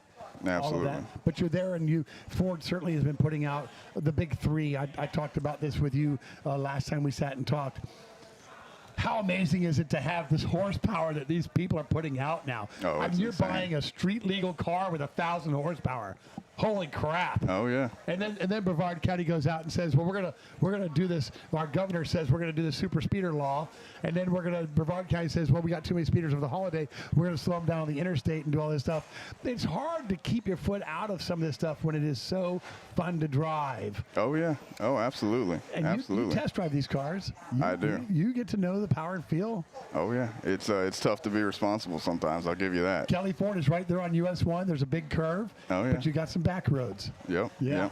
Yep. We definitely have a good time. We've got a lot of incredible machines. And tell me about the family that owns you. The Kelly family is absolutely, I mean, they're phenomenal. They care about their community. They've been nothing but supportive when it comes to me getting out there and being there for our community. Yeah, doing this. Absolutely. Yeah. And that's what it's all about. It's really, obviously we have a business to run, but it's more so, what can we give back to the community? What can we give back to the Space Coast? What can set us apart in those areas? On top of, obviously great pricing and great product and everything like that. But what do we have that we can give back to people in need, or just, to promote the Space Coast, to promote other businesses like Tony's here? That's absolutely phenomenal. That's right. I'm going to talk about Joe Rodriguez and Space Coast Cars and Motorcycles. I'm going to talk about Tony Lopez, John Lopez, and Real Kings Media. These are groups that, and even ours, we're not sitting here making bank off of doing whatever. We love the community that we're in. So I love that John was able to help us out today, and that it brings together everybody here, because this is a community-based show, but it's a community-based restaurant, it's a community-based car shop. I mean, it's all of it, and it really has just brought. I mean, you guys have established a good relationship just getting together car shows and things like this. And the car shows that are coming up, Tony, I'll focus on you a little bit here. This restaurant is bitching, dude. I appreciate that, man. Thank you. I love the story, and I can tell it every single time I sit down with you, because you and I sat together when we first met. Yeah. You brought that character Lonnie with his hat on sideways and stuff and whatever. Lonnie Daddy Brown. But you told me a story about where you were when you got the call. Yeah. And it was like coming from the minor leagues, being pulled up. You thought you were never going to make it, whatever. Life was where it was for you. And then this call came in, and you came here back to Florida, where you'd been before. You'd left. Reasons are. Yep. And look at this. Yeah, man. I've been blessed, very grateful. The man upstairs is taking care of me, and just gave me the opportunity to come to Florida, and it's just been amazing, We're opening up this restaurant, meeting all you guys and all the people that I've had the chance to meet, and just forever grateful and blessed, man. I love that you're humble. I'm going to say it right now. I'm going to put it on paper. This place is banging because of what you put into it. Well, when you have a group of people like I do who care so much about community, and they've just bought into the vision of what, we are here, and what we always set out to be. You can ask any of my managers, Dom, Amanda, who's going to join us in a little bit, and they'll all tell you, the vision has always been to be the #1 restaurant in Riviera, and obviously we're going to try to conquer Brevard County next and be the best restaurant in Brevard County, and we're just grateful for the opportunity to open up these doors every day, man. When I started the show out, before you came out, you were doing your thing as you were managing. I talked about how people sat outside almost with lawn chairs to watch this place be built. Yeah. They weren't there coming knocking, hey, when's it opening? We want to. They would hang out and watch it being built. Sure. It was a community adventure. Yeah, listen, I've never seen anything like it in my entire career. And you're not the only restaurant right here, Tony. You're not the only one. That's right. There was just so much interest in this restaurant. I couldn't believe it. I mean, it was unlike anything I've ever seen. It's the vibe. It is the structure of it. It is the combination of the Ford name and the restaurant and the motif of it. You look around. I'm not intimidated about eating next to a gas pump. I'm not worried about that my hose clamp on my napkins are. This is just a cool vibe. They came up with the concept. They launched it over in Fort Myers. Is that right? That's correct. That's the OG. It is the OG, and that's where was it Henry Ford? or was it Edsel that was over there? Do you know? They both. Both of them. Yeah, right? they both have their summer homes over there. And we just took a tour over there not that long ago. It was Did pretty you? cool to see, like just the way it's been preserved all these time. It was remarkable to see. I mean, they were pretty much right on top of each other. That's right. Yeah. But it was really cool to kind of get the history lesson that we got that day. We had a meeting over there, and with my peers and our leadership team that treated us to that moment, and it was really cool to kind of take in and see the history of those two guys and the friendship that they obviously joined, and look what they were able to do together. Are we talking years here now? Are we at 2? No, we. It seems like it sometimes. It's coming, though. Year and a half. We just turned over to a year and a half. Yeah, 18 months. It seems so like far. I've been coming here for years. I mean, Right. it does. I mean, that's great. Yeah. I love that. No, you walk in, you get to see the faces that you knew, Dom and Amanda and everybody, and the people stay. I talked to you once before, I think when we first met. You've got a big crew. And keeping that functioning well isn't easy. It isn't every day the same. Everybody, life takes its challenges and has its adventures. But you people, I bet, have a good attitude when they come into work because they know they're coming somewhere where they serve a purpose. They've got a name and not a number. Corporate world, you get a number. But here you've got a name, and not just a name tag. We're talking about you have a purpose here with the restaurant. And when you're not here, you're missed. And it's just people come back, and they want to see those people. Again, I've got a favorite server. I've got a whatever. I like to sit up front, whatever. The place is just, it oozes family. And I just think it is a bitchin' place. It is such a great concept, and it's growing. I asked you earlier the corporate name of it. It's 23 restaurants. 23 restaurants. Say it again. 23 restaurant services. 23 restaurant services. And Ford's Garage, it's growing. Yeah, it is. We just opened up our 34th location in Sanford. And, we got big plans, and I'm just excited to be a part of that growth and kind of watch it all happen. A year and a half ago when this place opened, what number were you? We were 26 or 27th, I think. I can't remember. It was 26 or 27. So you're talking about a new restaurant every 3 months? Yeah, I mean that's almost a math on it. Yeah, Dude. we shoot for, what we can do, but it's a big, big thing opening up these restaurants. I can take it back to when we were opening up here. We got delayed multiple times, man. I mean, it was tough, to get permitted and, get our COP finally. And it was like a groundbreaking moment that we got when we were able to do it finally. But I'll never forget that moment, standing outside our front door to a complete line of people, over 100 people, easily lines wrapped around over into our patio. And I just stood there smiling and shaking everybody's hand, and that meant the world to me. I'll never forget that moment. I was really immersed in it. And once again, just blessed and grateful to be here in Vieira and to serve this great community with people. Well, you're still kissing babies and shaking hands, dude. You guys, it isn't Christmas and we want toys for tots. It isn't Easter and we're going to do something. You turn this restaurant into damn near an amusement park with a lot of these events, and you've got another one coming up soon. Are we going to wait till Amanda gets here and we start talking about? No, I can drop it. I know she wants to talk about an event she did, but yeah, this Sunday, super excited to partner with Kelly Ford and Space Coast Cars and Motorcycles and my boy Joe Rodriguez, and hoping he's going to feel better soon, and blessings and prayers go out to him and his family. Otherwise, he'd be here right now. Yeah. But he wanted me to say a couple things. First off, we're going to have a little, for the first time ever. You're excited by this smile. Yeah, it's cool. And he showed me it. I couldn't believe it. But he's going to put together this little remote control drift track outside here for the kids and for the adults that have those RCs. And that's going to be really cool. Can't wait to take in that and see what that's going to be. And then, of course, I want to give a quick shout out to some sponsors here. Okay, while you're looking that up real fast, I'm going to tell you that Joe Milstead owns a slot car track. It's Slot Cars in Vieira. It's right off of Highway 60 and I-95, and I'm going to ask him if he wants to get out here on Sunday.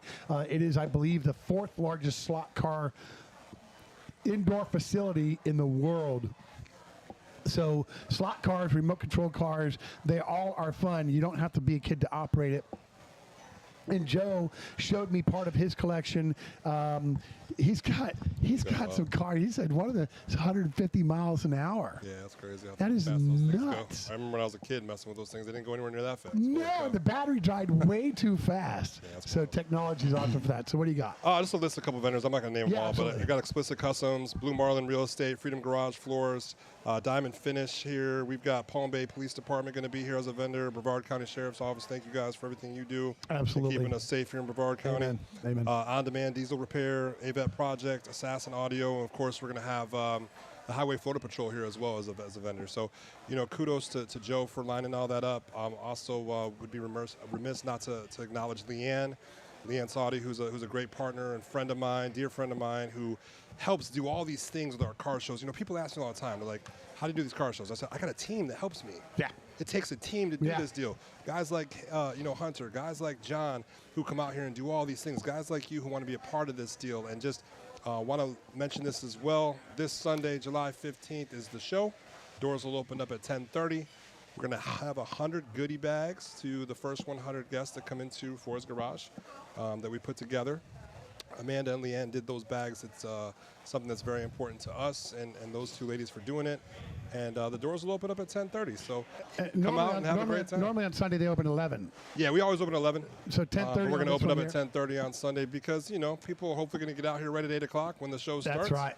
And, maybe after a couple hours, they're going to be a little hungry and want to come inside. And I'm a classic car guy, so I get out there and enjoy the classic car shows and all this. But this is by far not a just classic car. You're getting McLarens, Lambos. You've got the gamut of stuff out here. Yeah. I saw the last time I was here, I had a guy that had a fish tank in the back of his car. That thing was cool. That was cool.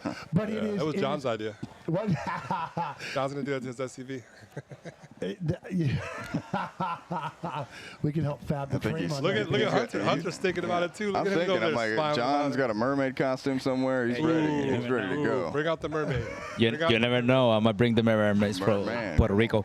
But hey, real quick, I know Kelly Ford has some great things with the tradings. Do you want to touch a little bit on that? Yeah, so I have I've just kicked off Kelly Ford as a not only a great option when you're looking to trade and upgrade your vehicle, but also if you're just looking to sell your vehicle. If you've got an extra one around the house, if you're if you got gifted one from a family member that you don't know what to do with, we are a full-blown buying center.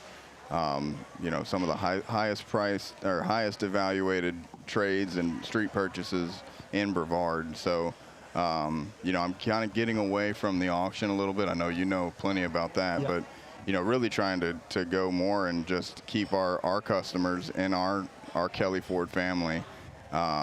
And giving other customers and other people in the community an opportunity to get a vehicle that I know was serviced with us, was taken care of, that I can certify and give to someone else with a warranty already included. So that has kicked off this month, and really hoping for good things with that. So that's a great point, because I do pre-purchase inspections on used cars when somebody brings one in, they want to buy it. But I know that a lot of people, they go in to get something that's come in traded off from an auction when they go to a buy here, pay here place, which I do not recommend to anybody almost ever. It is great that when you get a trade in, that you try to keep it there, especially if the history had been done there. You get to say, I know how the car was treated. I know what it was like when it came in. I know what had to be done on it before it was ready for resale. So it means a lot to be able to have that, the whole base of knowledge on what you're buying. And when people come back, like Tony gets repeat customers, you get repeat customers. We want the repeat customers. But when you get somebody from buying a new car and they have driven it 5 years, 8 years, whatever, and you're offering them, look, you don't have to worry about trying to sell this on Marketplace or do your own thing. We're going to offer you something good and fair. We're going to evaluate it strongly, and then we're going to give you a good deal, because it is the old school was that, we'll talk to you about a trade-in. You don't have to come in and buy from me to leave your car with me. Right. That's a cool thing. Yeah.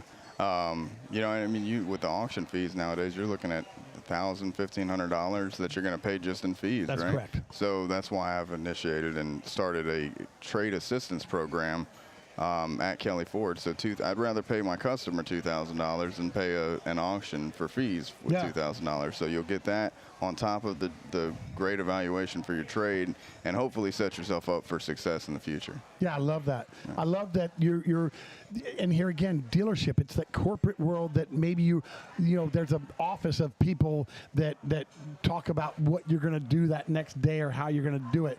But you've got, it seems like, some freedom from the family to express and do, much like you all, Ford's Garage added a menu item last year from a cook at another restaurant that was brought to the table, and they brought it out, and I don't know if it's on the menu now, but you brought it out and it seemed good, so you served it for a while, and I think it was a crazy big burger or something, whatever.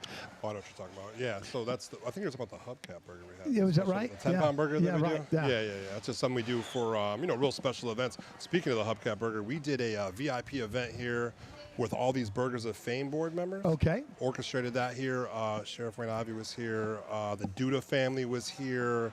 A bunch of great people here in the community that I actually met for the first time. Okay. Mark Pilak was here from the American Car Museum. Love here. Mark. So we brought them all together, and had Ivey's. He cut up that big old burger and served it. So it was a fun time, Yeah. And then it was great just to recognize those folks for everything they do. But I love that it isn't just the stuffy shirts that are coming up with ideas, that it's a ground level thing, and that the corporations are wise enough to listen to the ideas from the people that are on the floors doing it. You're the ones that talk to the people. You hear their complaints. Absolutely. You get their praises, so you know what makes them happy. You know what's going to make them want to come back. Same thing with you, consistency, giving a product at a good price that is going to treat them well, not trying to oversell. Nobody needs to come out with a 10-pound burger when you're here on a happy hour for lunch. That's right. That was a special thing, but it's cool that we have Absolutely. that, to your point. But the segue with the happy hour and the hamburger for lunch, you've got, and this guy that sat down here that won a T-shirt. Is that what he talked about? He just said, "Oh man, the happy hour. It's about the happy hour." It's well known around here, man. I'm so happy that people know about that, because for $10, I mean, you get that full burger, you get that fry, you get that pint of beer for $10. And it didn't become $12. It hasn't gone up. No, $10. He said you're giving it away. You know you're not making. If that was your logistics, you'd be under, because you're not making a lot on that. No, but what's really cool, man, is just to be walking around the restaurant at 3 o'clock on a Tuesday afternoon and see your bar full, because everyone's trying to take advantage of the happy hour. I mean, what a really cool thing to see. Right. You know what I mean? So that's what makes me smile. That's what we do all this for. Yeah. They know they can come here and get that. So that's what we do this. And where else are they going to get that? Nowhere, not anywhere in Beer. No. Not anywhere in Beer. Not anywhere else that I know of around here. I'm a restaurant kind of connoisseur kind of guy. I love food. We got some coming for you. Don't worry. It is the deal though. It really is. Yeah. And he's got it kind of mapped out, because, I mean, those ice cold beers on that ice slab, you really can't just stop with the one. The chill ring. They got the chill ring at the bar. It's insane. If I had $1 for every time somebody said something to me about that Hunter, I just Yeah. said, listen, you can trade, you can copy it, you can do all these things, but just know, Ford's Garage, we're the first ones to do that. That's Absolutely. right. That's right. I've had guys that's talk about awesome. the garage they're going to put in their garage bars. How did you guys do that? Can't tell you, sir. You got to just Google it. Maybe you can Google it. Yeah, maybe. No, ain't gonna. No trade secrets given away. No, sir. All right. Well, I think we've got Amanda coming out here pretty soon. Should be I out don't pretty know soon. Yep, how you bring get some that food working for you. on and all that. We were looking at maybe George coming out. He's not going to be able to make it. No. Nope. That is George's. What is his title here with Ford's Garage? George is the district partner. He's the regional. He oversees the market. Yeah, he runs to Daytona, down to Fort Myers, over. What's the restaurant furthest south? What's the farthest south you go? Plantation right now. Okay. Yeah, we're going to be opening up in Boynton Beach those real soon. Okay. Boynton Beach is going to be a good restaurant for us, we hope. Great restaurant. Plantation is down there doing their thing. And, we just want to keep growing Ford's Garage. That's what we want to do. Yeah, I love the community aspect of this place, and I struggle sometimes getting the right people on the right job, and I just love when my people are cohesive and everything's just gelling. I know I got the right guy in the right spot, and I don't know if you've had where you have somebody in the front that maybe would be better in the back, or in the back that's maybe better in the front, charisma wise or even service wise issues and stuff, but I'm sure it happens and does all that. I'm a mechanic by living. I didn't start doing this until probably a decade ago. This is my third shop Little secret, I've got 3 divorces. So maybe the math is done in that, but we learn ourselves, and we find that we have a place that was destined for us. And when somebody, a boss, can come in and maybe see that, because you worked with a guy, as I mentioned when you sat down out at Harley, that you admired and respected his talent and quality, ability, and all that, and you brought him with you where you are. One of my top guys now, yeah. And one of your tops. Yeah. So you saw it. You knew. You took the initiative to call him and go, bro.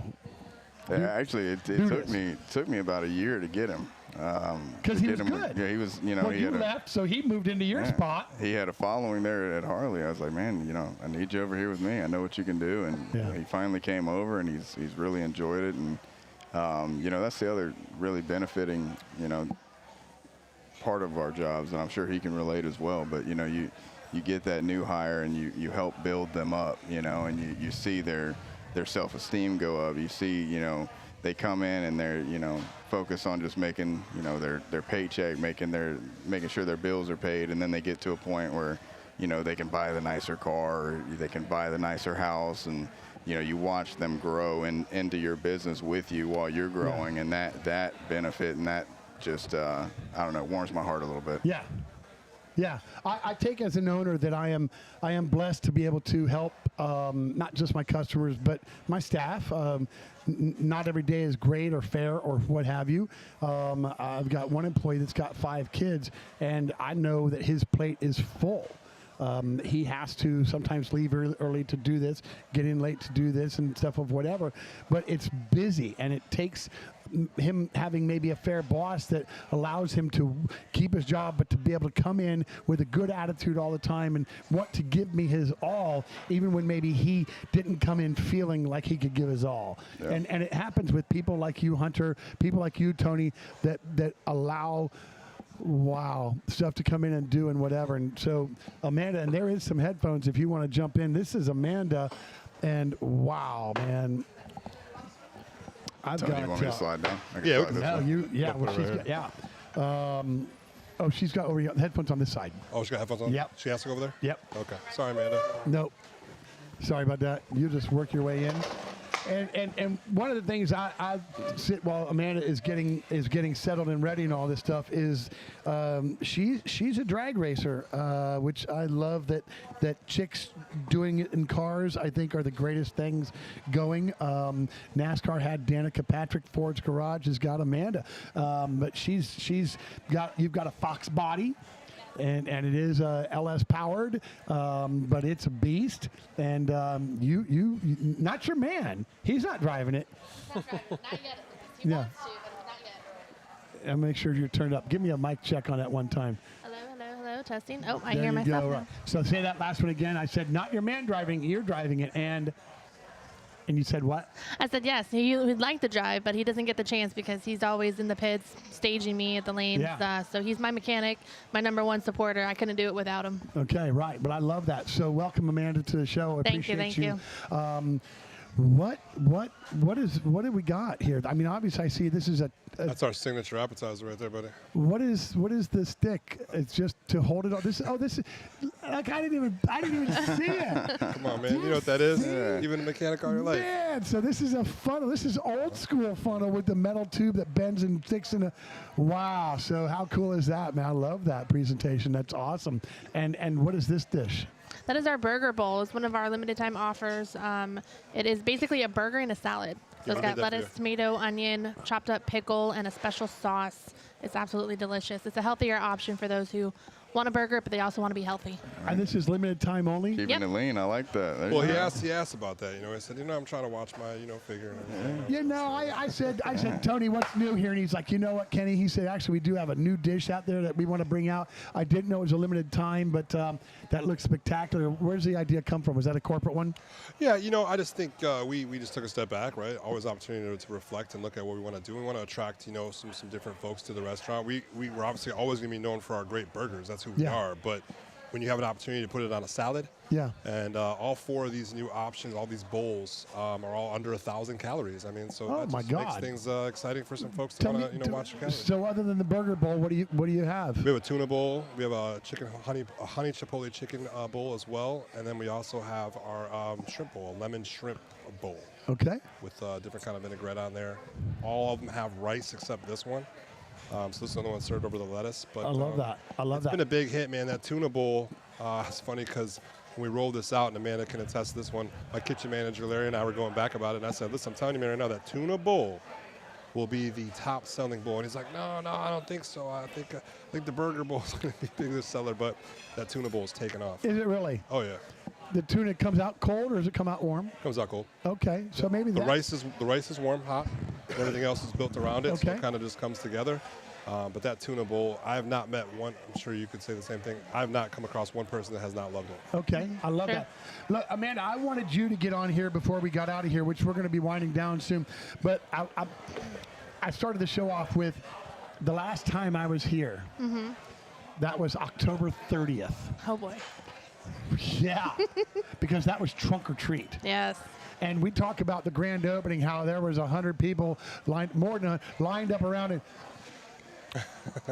It was a surprise to us, honestly. The Trunk or Treat was designed to bring the community together to just give out kids candy to the local kids, and boy, was it a huge success. And we didn't even market to the schools or anything. didn't. We just did word of mouth, social media. Obviously, I created an event and just got so many kids, way more than we expected, like thousands of kids. We had to make like 3 separate candy runs. It was insane. You had thousands of people here. When I was leaving, and I'd been here for several hours, there was still a line down the road of parents with children patiently waiting. The sun had set, baby. It was gone. They were very patient. They were down in the line all the way by the Ace Hardware. It was Yes. insane. Now, It people was that insane. don't know that, you're talking a block and a half away. It was like one of Joe's car shows where people were parking in the shut down businesses and what, but it was incredible. It And was amazing. Another one, Wayne Ivey was here with that one and with his bloodhound. Yep. You had vendors. You had people that loaded their trunks up, that came out that in full costume. Oh, yes. I think did you were you? It was just I don't even know where to focus on because we were getting ready to take off on our road trip to SEMA. This was where we launched from. That's cool. But it was we didn't expect it either. We thought Trunk or Treat and no big deal. Yeah. That's what we were anticipating, honestly. I've been to so many Trunk or Treats, and it's like 50, 60 kids show up. I'm like, oh, this is awesome. And so we did one a year before, and we're like, oh, 50 or 60 we got kids. this. We got this. Yeah, her and I went and did one local here. We just showed up, we decorated the trunk. But Yeah, go ahead. I was going to say, I think back to that Trunk or Treat, and I want to give Amanda a lot of credit because she took that idea and she just made that thing happen. And it was wonderful to see. It was amazing to see the planning, the organization, and everything that took place, and just the community. They just came out. They just came out, and it was just amazing to just watch. And we were just happy to be a part of it, and kudos to her for getting that thing done. Be a part of it and getting the thing done. When I talked to Tony about, look, the last time we were here at Trunk or Treat, I'm going to start off on that. He says, listen, don't do it until you get Amanda because this was your ride. It was my baby, yeah. It was, and I don't know how you measure success unless you talk about the line of people that patiently went. There was nobody disappointed. Nobody was frustrated. Nobody was ugly. Nobody was, oh, come on, hurry up, something, whatever, nothing. It was incredible. Yeah, the one thing we wanted to make sure is that we didn't run out of any candy. So that very last kid still went through the whole line and still got candy from every single vendor. Amazing. We had over 30 vendors. It was amazing. Yeah, it was. And I know you're going to probably do it again. And I don't know how you're going to, I mean, obviously you can't market on social media. You can't. I mean, people are going to know already this is where we went last year. It was safe. It was well lit. It was well organized. It was fun. They had an in. They had an out. They knew where to go for it.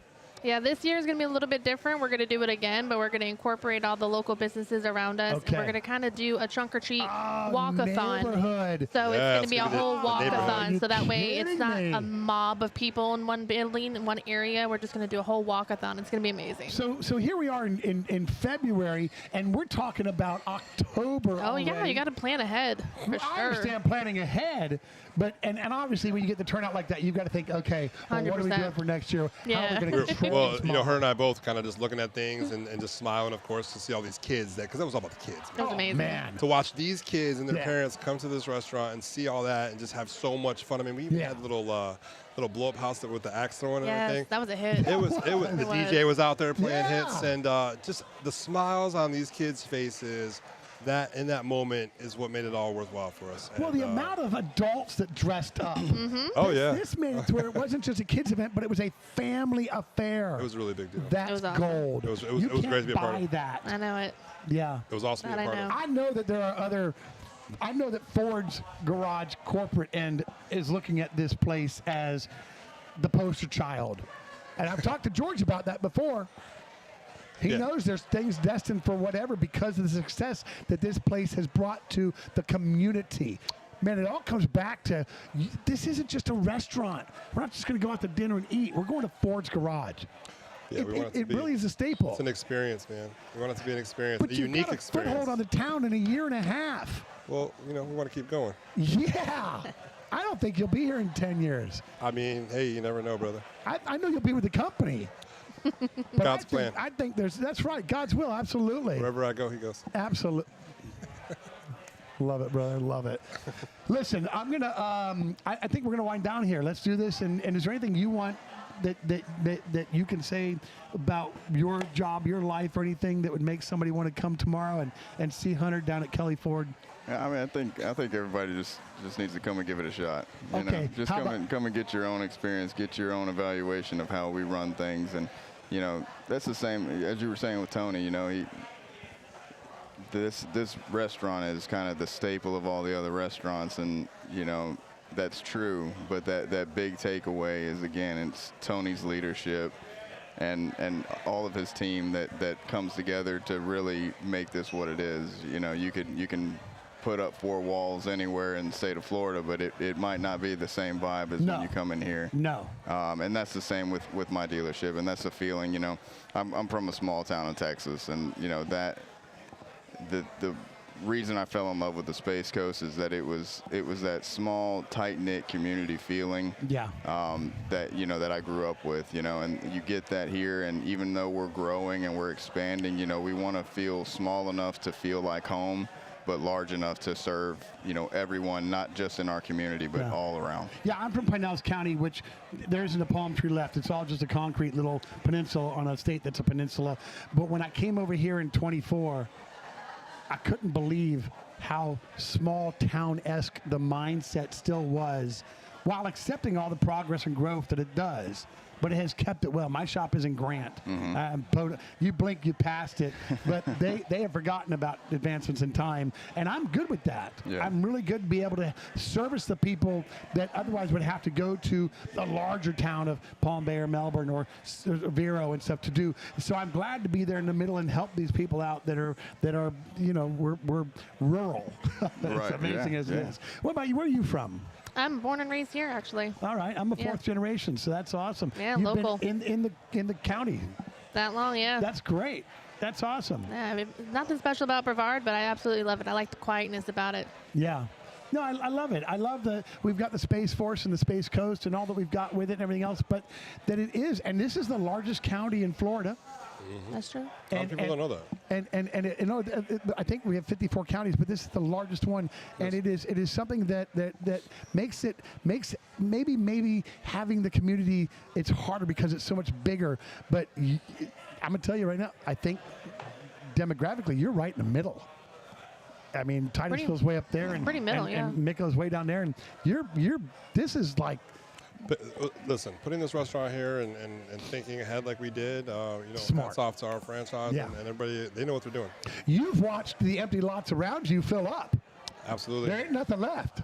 Well, we got a couple left. We got one over there that we're going to be fixing up real soon. Okay. It won't be empty for much longer. Oh, and I hear something there. That might be a story down the road we're not even going to really talk much about. John, Real Kings Media brother, I want to say thank you to you for coming out here and doing this with us today. And what do you got to say? What do you want to do for yourself? I don't know. I just heard that you were asking everyone where they're from, and I'm like, I'm from a small town too. Where are you from?